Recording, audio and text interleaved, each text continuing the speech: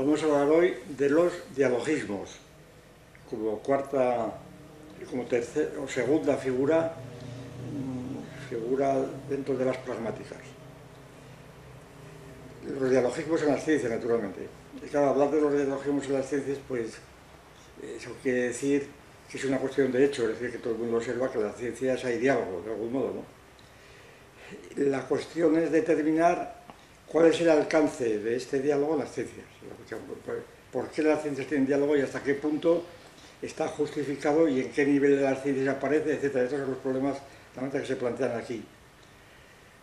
Sobre todo teniendo en cuenta que los diálogos, el diálogo, pues es un concepto genérico, priorístico, es decir, que se encuentra en cualquier otra fase o estrato de la cultura humana o de la vida humana. Es decir, y por lo tanto también genéricamente en las ciencias, en la medida en que los científicos, por ejemplo, los sujetos operadores, también son hombres, por consiguiente. Y entonces, pues, esto da lugar a una serie, como pasa con todos los demás dialogismos, con todas las demás figuras pragmáticas, como son genéricos, el hecho de ser genéricos no quiere decir que sean accidentales, sino que el componente genérico de los dialogismos está también presente en las ciencias. Y es muy difícil establecer la línea divisoria de lo que es dialogismo con sentido no seológico y lo que es genérico, aunque sea esencial, ¿verdad? Y qué influencias hay. Bien.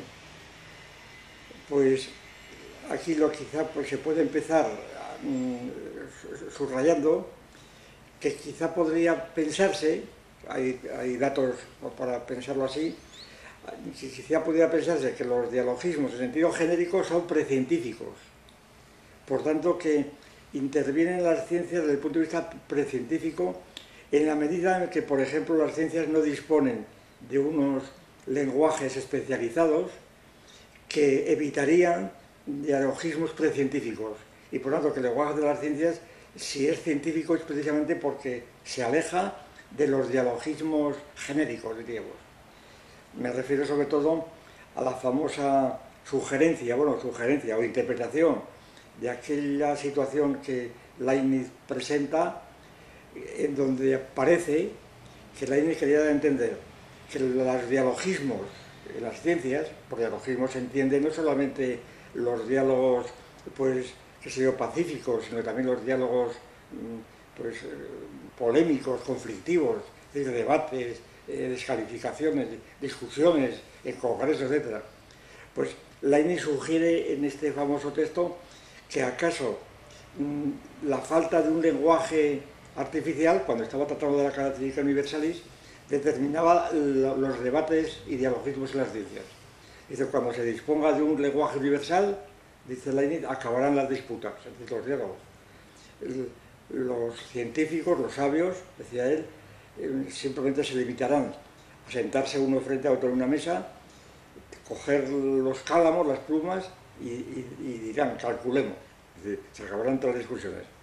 Claro, esto es una teoría o un proyecto pues muy simpático, pero completamente utópico, porque no se han acabado las discusiones nunca en las ciencias, y además la característica universal no ha existido nunca, más que para ciertas regiones, ciertas zonas formalizadas de algunas ciencias, de las matemáticas, de la física, pero muy escasas.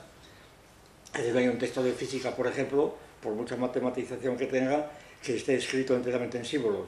Está siempre trozos en alemán, en inglés, o lo que sea, pero muy largos, e incluso los principios matemáticos, etc. Bueno, total, que la idea de los dialogismos en las ciencias, el problema que plantea ya lo hemos enunciado, ya lo hemos formulado. Y naturalmente depende, como pasa siempre, como pasaba con los autologismos, depende de la teoría de la ciencia que se tenga. Para enumerar rapidísimamente y plantear el estado de la cuestión. Hay una concepción de las ciencias que tiene que ver algo con el descripcionismo, según la cual los dialogismos no pertenecen al núcleo de las ciencias. A lo sumo pertenecen a capas externas, por ejemplo, de investigación, de enseñanza, de pedagogía, de presentación, de divulgación, pero las ciencias simplemente se mantendrían en el terreno del solipsismo más absoluto, del solipsismo de los autologismos. La tradición clásica es la de Gorgias, nadie se puede contar a los demás, a pesar de que lo entendiéramos, y sobre todo fue renovada en el Círculo de Viena con las famosas polémicas entre Neurath y Carnap, muy conocidas y que no tenemos tiempo de citar. Por tanto, los dialogismos serían ajenos a las ciencias y particularmente teniendo en cuenta que las ciencias pues tienen que prescindir de los sujetos, la medida que prescinden de los sujetos, prescinden también de las relaciones entre ellos por método del diálogo. Es decir, los dialogismos serían de una fase previa a la construcción de las ciencias. Bien, en cambio, hay otras concepciones de la ciencia que tienen que ver con el teoreticismo más o menos, en donde los dialogismos serían considerados como consustanciales a las ciencias, puesto que en el fondo las ciencias se pueden reducir o se intentan reducir a un lenguaje, la famosa frase de Cotillard, una lengua no es más que un lenguaje bien hecho, que inspiró mucha teoría de la ciencia durante todo el siglo después de la Ilustración hasta ahora, y en donde la clave de la verdad científica es el consenso. Es decir, la verdad científica se establece por el consenso y el consenso exige diálogo, sencillamente, y entonces los dialogismos, controversias, etcétera, ocupan un lugar fundamental en las ciencias y además el diálogo democrático, tomando democrático en el sentido de la democracia procedimental. Es decir, las verdades entonces son convencionales en el fondo, pero fundadas en el consenso.